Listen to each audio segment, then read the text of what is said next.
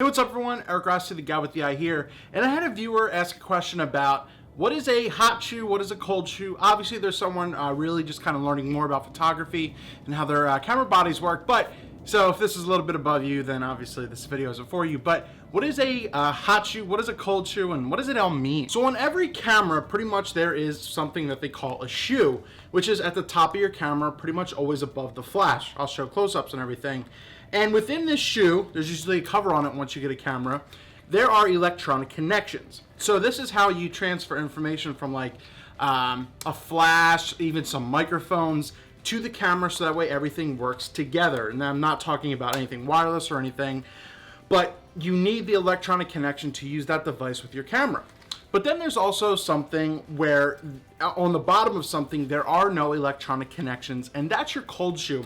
So you're gonna get a lot of like on-camera lights and everything, and there's no electronic connections, even though you're putting it on something that might need it. Essentially think of a cold shoe, even though it has electronic connections, that just holds something. There's no communication in between it. The thing without the connection just sits on top of your camera, and you can go from there. Like I said, the most popular way to think about these cold shoes are lights, monitors, and everything. That's why you usually see cords running and everything, because they don't need electronic connections to work with the camera.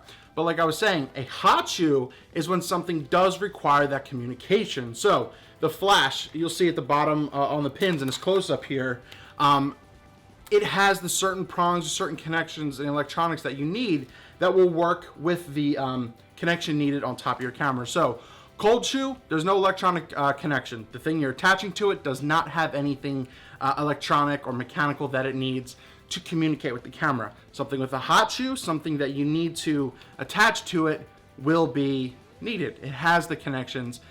I know this is a quick video, but I know it's a popular question because I even put it in the Google and there's a lot of search results for it. So hopefully this helps you out, and hopefully this helps someone out there as well. Hot shoe, cold shoe, doesn't have to do with temperature. It has to do with electronic connection and communication. I also want to throw in a quick note that not every camera has the same exact connection. So that's why you can only use Nikon flashes on Nikon cameras for the most part, Canon flashes on Canon, because they have different pins and electronics that allow it to work.